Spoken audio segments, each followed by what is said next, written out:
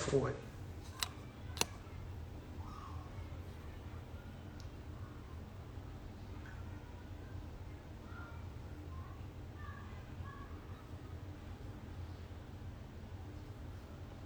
People. Shout out to Yonkers.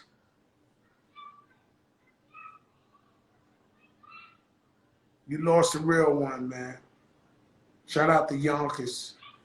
You know Ted Smooth coming up real soon. And we just gonna let that music vibe out. See, guys, don't request if you ain't ready. Be ready. Yeah, shout out to the Locks. Shout out to Drag On. Shout out to the whole Rough Riders.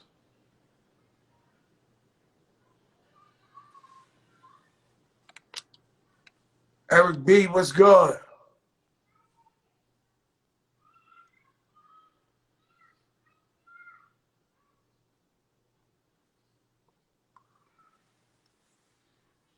Scorpio, Mr. Ness, I love you.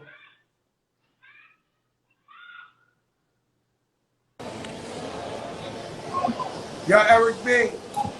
Joe, what it look like? You looking younger than ever, my brother. Working at it, man. No drugs, ain't drinking, so I gotta attribute that to it. You've been focused. Tell me a story about DMX, or if you didn't know him as close as everybody else, just tell us his impact when you seen him and you heard him. You know, you come from the legendary Eric B. and Rakim, the God Rakim, one of the greatest rappers ever. You know, I seen some pictures Rakim put up, and I know Rakim as a fan. Uh-huh. His glow and his smile to take this picture with DMX, these pictures were really, really serious. Like, he really loved Yeah. X. So could you tell me about X? What did he do for the hip hop game? I mean, X is one of those guys. I've watched it. He wears his. I've seen what you posted. He wears his emotions on his sleeve. And one thing about X, if he loved you, he'll take his right arm off and give it to you. So everything that you've seen, whatever you heard on the records, whatever you've seen in person is what you got. He's never been a fake person. If he liked you, he liked you. If he loved you, he overloved you. And, you know, I tell everybody, X is one of those guys that you would want him to be one of your relatives. At the 11th hour, he's always going to be there for you, no matter what. Through his darkest days, you know, he was always our brother, will always continue to be our brother. I know the struggles that he went through with alcohol and drugs. That doesn't matter to me. I knew X, the man, his heart, and what he would do for you. So, you know, a lot of people, I've seen a lot of idiots out there talking about why didn't people help him? You know, when you're dealing with that kind of addiction, you don't want help. You know what I'm saying? You got to help yourself. You know what I'm saying? You don't think that we all wanted to see X straight? You don't think we wanted him to die old and be 100 years old and die? Of course we did. Of course everybody talked to him, you know, about his drug abuse, you know, and stuff that he was doing. But, you know, at the end of the day, he had to stop doing that himself. And that's not for us to judge, because he was our brother and somebody that we loved. You know what I'm saying? So a lot of these idiots, oh, people around him should have done this. People around him should have done that. X lived his life the way he wanted to live his life. You know what I'm saying? I mean, you know, I got a brother, same thing, right? And I'm sure he's watching, so I don't want to diss my brother in no way, shape, or form. But same thing, a million drug programs, a million lawyers, a million this, a million that.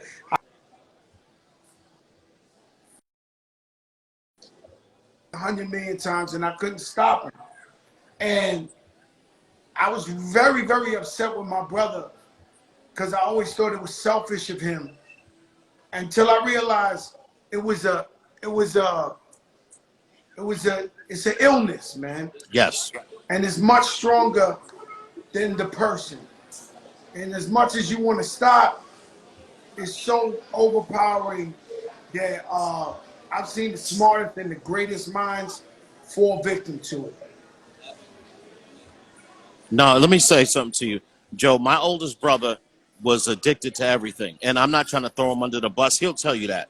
He was smoking crack, he was drinking, he was getting high, and then we turned around. I took him on the road with me, and he stopped doing all of that stuff, and I attribute everything. Like, I learned how to read and write from my older brother. You know what I'm saying? So I love the ground that he walked on. But, you know, he had that bad addiction, but I never let him go. You know what I'm saying? I held him up in his darkest days, and I'll still continue to big my older brother up. I remember when I told him, oh, you know, I just want to ride motorcycles and sit in the garage and chase women like you. And he told him, right, he said, Eric, are you fucking stupid or something? He said, yo, sit here. He taught me how to read and write. Because, you know, when I was reading, when I was a little kid, I didn't want to read and write. I thought I knew everything. I could ride a motorcycle. You know, I'm 6, 7 years old. I can ride motorcycles, you know, in my sleep. And I thought that was the end all tell all. And he sat me down and he made me do my tables every day. Worked on my addiction. You know, I was talking, this is why I'm talking like a robot. I'm reading. Yes, this is this. He said, you sound stupid as a motherfucker. So he taught me everything that I learned. So when somebody has a drug addiction like that, you got to ride with them. You know what I'm saying? And I love my older brother to death, man. And he'll tell you that. We talk about this all the time, Joe. And a lot of people ask me, they asked me last week to do some drug counseling. And I said, I can't do drug counseling. Why won't you come and talk to them? I said, because I never got high before, Joe. I don't drink, Joe. So if I go into a drug counseling place and I'm talking to people, it looks like I'm going like this. And I'm talking down on you. I can't talk from that experience, Joe, because I never got high before. You know what I'm saying? So I turn down these things. I'll support my brothers in any kind of way I can, but I would never get in front of them and say, oh, what you're doing is the worst shit in the world and it's fucked up. Because it's an addiction, Joe. It's not you're getting high just to get high. They have a bad addiction, man. And we have to have this uncomfortable conversation, Joe, that we don't have. We're afraid to have this uncomfortable conversation. You know what I'm saying? It's taboo for us to talk about that. You know, it's taboo for us to talk about our uncle that has mental problems.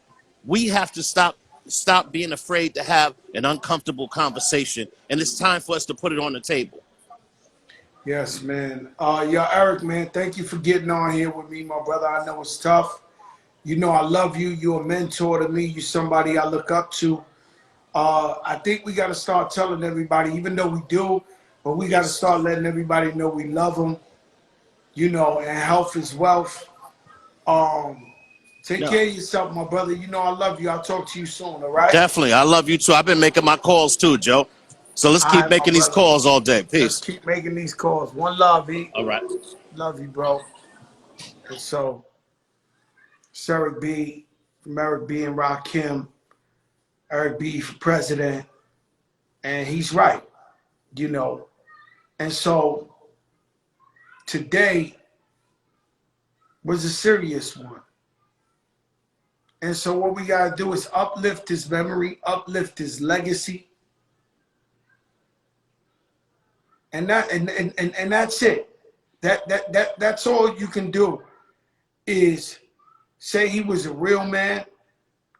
He was a positive soul on this earth. He helped tons and tons and tons of people he'll never meet in his life, through his spiritual work, through his words, and his music. Don't get it fucked up, man. I know y'all seen that video out there where he did like Woodstock, and it was like 2 million people out there singing all his shit. I mean, this guy was different. DMX could spit with the best of them. He had the anthems of all anthems. I mean, this guy